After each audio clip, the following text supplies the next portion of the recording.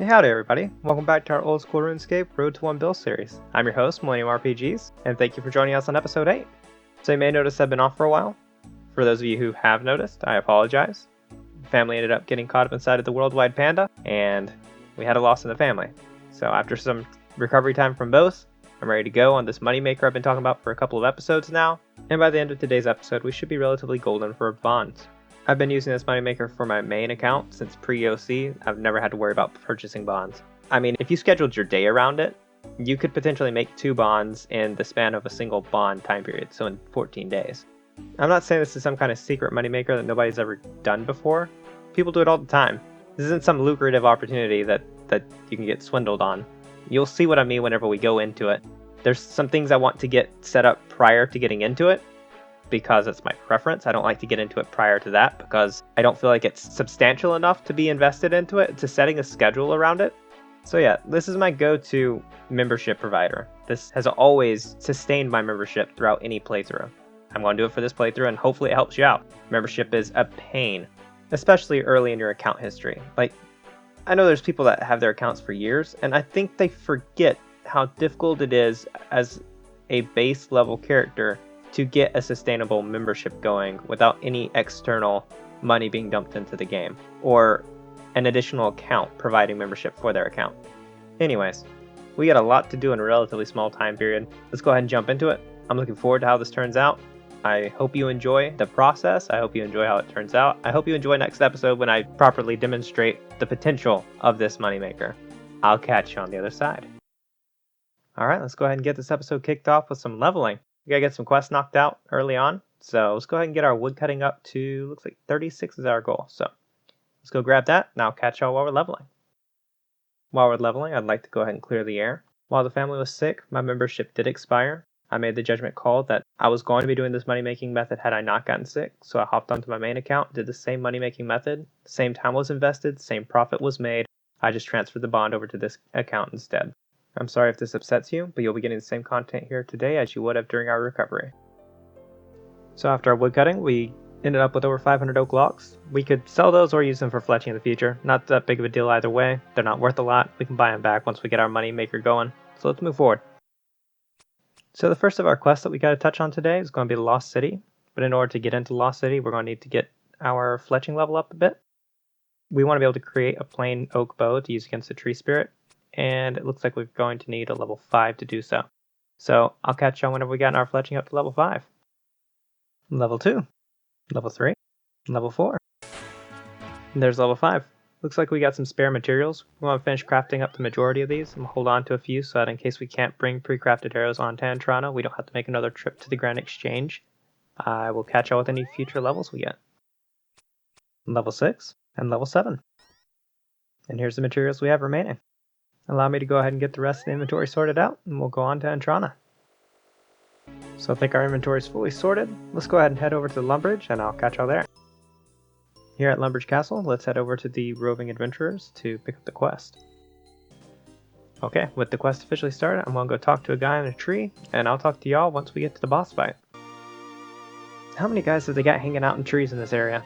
Alright, give me a second while I go to the right guy in a tree. Now we've spoken with the leprechaun and we could head to Antrana. Catch y'all there. Fletching level. Here at the boss fight, we'll chop the tree to lure it in. Then we'll safe spot it. Finish it off. Excellent. Let's grab our arrows. Then we'll go ahead and grab a few tree branches, probably a full inventory, and we'll move on to the next quest. Quest is complete and we now have access to Zenaris. So next quest is Ghost Ahoy. I've already got the inventory sorted. Next is to find the teleport to get to a charter ship. I'll catch y'all once I've found it. It was moved to Glanstab. Alright, I'll catch y'all at the end of the quest. No boss fight this time. Ghost Ahoy complete, and Ectofile obtained. Time to move on with the next phase of the plan.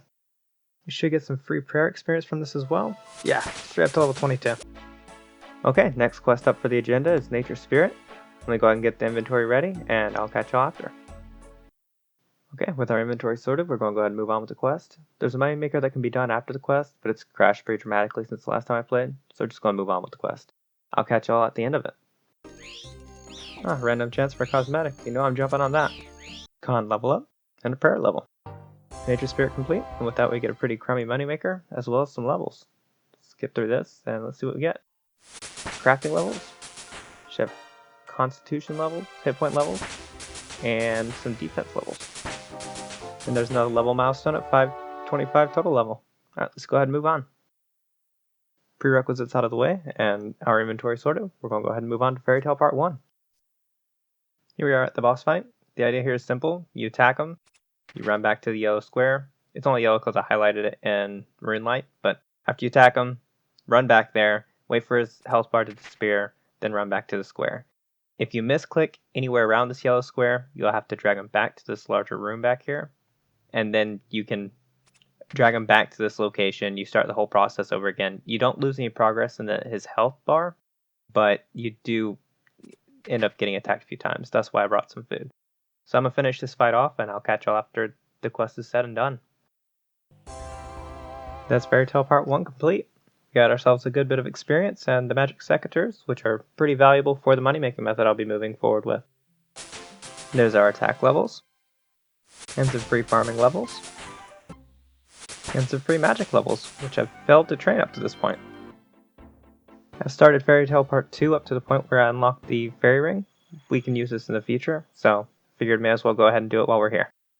And that should just about wrap up everything we need to do for quests. I'll double check that, but I think we're going to move on with the diary now. So let me go ahead and get everything sorted out for that, and I'll catch you on the flip side.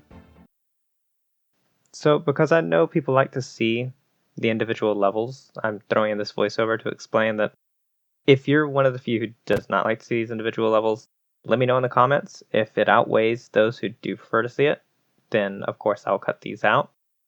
Early game has a lot of leveling.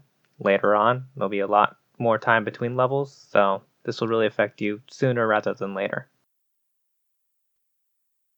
Alright, that's 25 thieving done and dusted for the requirements for the diary. Let's move on to the next task, for which we're going to need to get our construction up to 25. So let's break the bank, get that done, and I'll see y'all as we're leveling. If you're one of the many who prefer to see these individual levels, I do have some sad news for you. As the series progresses, we'll receive fewer and fewer levels, so enjoy it while you still got it. Eventually it's going to come down to the other people who don't want to see as many, because there won't be as many. And I guess lastly, a moment of silence to the money lost to construction. Now with construction out of the way, we need to move into Herbler. To do Herbler, we need to do Druidic Ritual quests. I'll see you after that. And that's Druidic Ritual out of the way. We're going to go ahead and get into the Herbal Training now, from level 3 up to level 12. Catch you there. Honestly, if throwing in these pointless commentaries is more annoying than me saying level up repeatedly, let me know. I'll just go right back to doing that. After some quick and easy Herbaler levels, we're going to go ahead and hop into getting our favor up for the Core and Easy Diary. We need to touch pestilence, and I think we'll go ahead and complete another one, but I'll see you there. A small intermission. I did realize that we reached total level 600, so there's that. Let's press on. Wow, okay, that terrible grind is over. We got the 20 pestilence favor, and we're going to do the Queen of Thieves quest now. And then we'll probably hop into the Hosidius house favor, which will probably complete to 100%. But I'll see you there. Alright, the Queen of Thieves requirement for the diary is complete, so as a reward we got the 2k thieving experience and a plus 10% to pestilence favor. So we'll be obviously activating that, but let's go ahead and see if we got any levels out of the thieving experience. Yep, a solid couple of levels. Alright, let's proceed with the Hosidius house favor. I'll catch y'all once that's complete. Here's a few surprise farming levels. And that's Hosidius house favor completely complete. Anyways, it's done. So, moving forward. I believe that was our last requirement for the diary, so let's go ahead and knock it out and see what it's all been for. The diary is complete. I'm not going to lie, that was incredibly tedious. The guide that I was following was all over the place. I'm assuming he was using teleports to get from one location to the next, but let's talk for a second about why I bothered doing this diary. It all boils down to the Xerix talisman, which I want for teleportation reasons, and the easy diary essentially just doubles the drop chance. So, in theory, the longer you spend trying to get the talisman, the more it pays off to have done the easy diary. Put simply, if you have to deal with 10 lizardmen, had you not done this diary, you'd have to deal with 20 lizardmen, which would have been better time investment than having gone through the effort of doing all the prerequisites for this diary. But on the other hand, if you had to deal with 1,000 lizardmen, you'd have been better off doing the diary and only having to deal with 500 lizardmen. But you'll see how this affects this account in just a little bit. Oh, of all the places for RNG to kick in. Alright, let me get out of here and I'll show you how many I've actually had to deal with. Right, so to even start dealing with these lizardmen, you have to have 5% shades in favor. And you get 0.1% off of each lizardman dealt with. Which means I literally had to deal with one lizardman. So without the diary, I'd have had to deal with 2 lizardmen. So the investment to the diary, completely unnecessary. So thank you, RNG, for kicking in at the least opportune time. Whatever, that's out of the way. Let's move on with the moneymaker. The most steady moneymaker I can think of, reveal time. We need to get our farming up. It should be no real secret, but in case you hadn't guessed, we're going to be doing our herb runs. And we're going to need at least enough levels to get to Grimy Ranar. So I will catch you after we have done some leveling for farming. Here's a few levels that we got off just harvesting sweet corn and a few of the early game herbs. Alright, so that's our first full harvest complete. Got us up to level 27. 36 herbs is pretty average for what patches we do have unlocked. Once you have unlocked the My Arms Little Adventure patch and the Weiss patch, as well as the Farming Guild patch, you're probably averaging around 76, 82, something around there. And it'll be a little more worthwhile. But as this account is not that far progressed, this is pretty much exactly averaged. I'd expect a little closer to 40 usually, but it's already pretty close. And this just about sums up the time that I have for the day. I'll be getting the remainder of the levels to do my herb runs between this episode and next, and by next episode I should have enough capital saved up to be able to do a full 24 hours worth of herb runs, in which case the entire episode will be dedicated to how much can you make off of 24 hours of actually dedicating toward herb runs.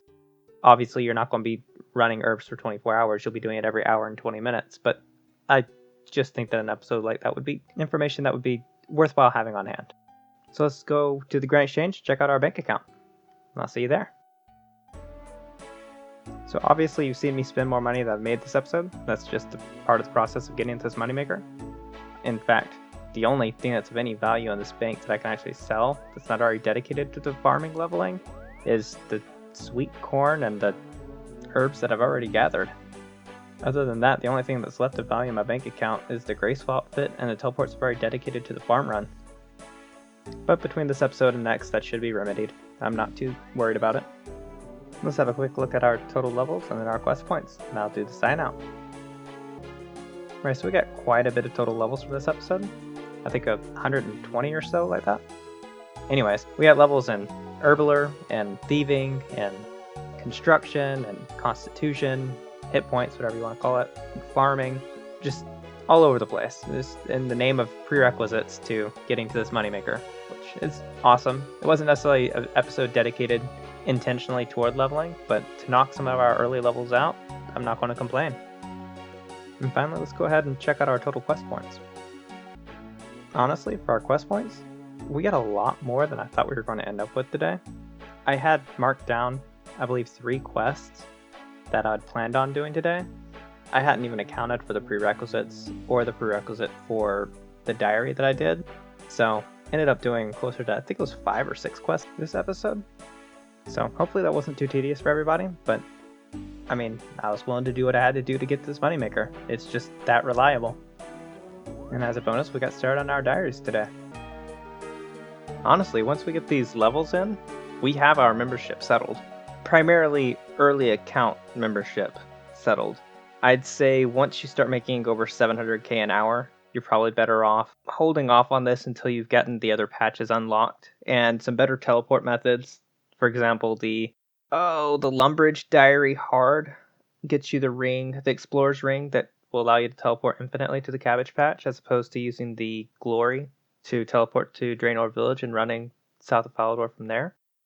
And off the top of my head, there's also the Ardogne Cape, or Cloak, whatever it is, that will allow you to teleport directly to its herb patch. So honestly, these are things that you can get later on into the account, but as far as early game membership, this is a solid way to go about obtaining it and keeping it. But there's always more to expand on, and there's better moneymakers out there, so if you don't want to invest the time into this, there's things with higher payout, but not necessarily as consistent.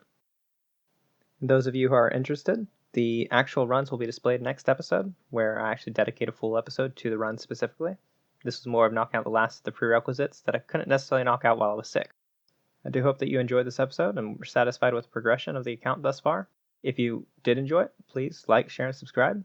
Leave a comment. Let me know what you think of my plans for next episode, what you thought of this episode, how you thought I could have gone about it differently.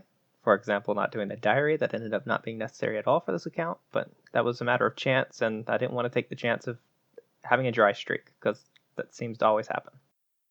Finally, I do apologize again for my absence from the playthrough as of late. Things should get back together relatively quickly. So I will see you next time. Y'all be safe out there, and toodles.